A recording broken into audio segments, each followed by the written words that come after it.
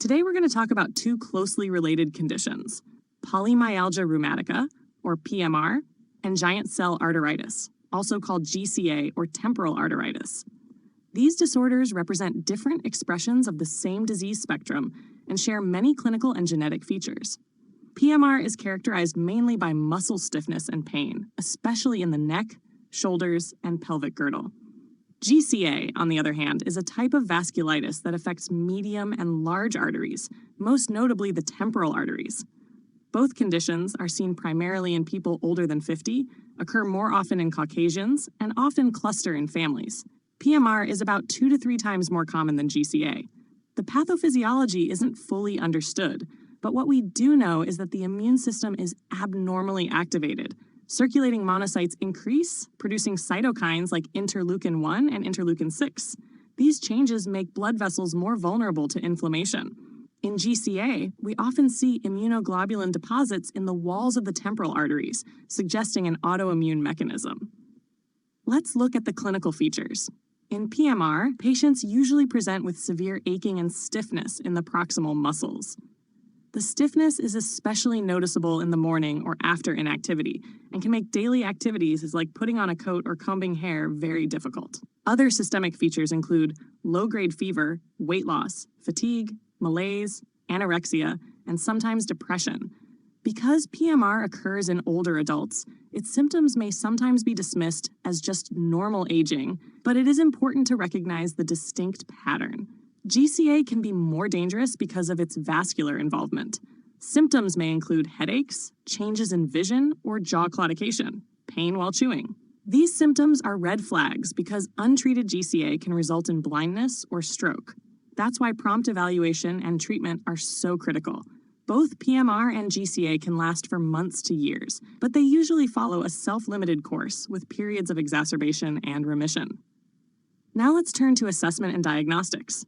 For PMR, assessment focuses on muscle tenderness, weakness, and decreased function. With GCA, careful attention must be paid to the head and face. Vision changes, jaw pain, and new onset headaches should always be evaluated. MRI can be used to assess for synovitis, but laboratory testing is often relied upon. Elevated erythrocyte sedimentation rate, or ESR, along with elevated C-reactive protein and platelet count, are key clues. In fact, simultaneous elevation of ESR and CRP combined with clinical findings has high sensitivity and specificity for GCA. Ultimately, the definitive test for GCA is a biopsy of the temporal artery, though high-resolution MRI can also help. Let's talk about management. In PMR without GCA, treatment usually involves moderate doses of corticosteroids. The length of therapy depends on the severity and baseline inflammation. Tapering must be gradual and carefully monitored. NSAIDs may help in mild disease. For GCA, immediate and strict corticosteroid therapy is the cornerstone. It must be initiated rapidly to prevent complications like blindness. Aspirin may also be used as an adjunct to reduce the risk of visual loss. From a nursing perspective, the major issues are pain management, patient education, and ensuring adherence to therapy.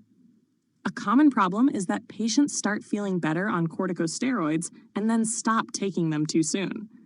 It's essential to emphasize that stopping early can lead to severe complications such as blindness or stroke.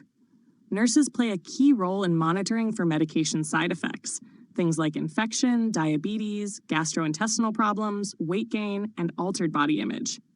Because long-term corticosteroid therapy increases the risk of osteoporosis, patients need education on bone health. This includes dietary calcium and vitamin D, regular bone density testing, weight-bearing exercise, smoking cessation, limiting alcohol, and using supplements when needed. To sum up, PMR presents with muscle stiffness and pain, while GCA can threaten vision and life if not treated.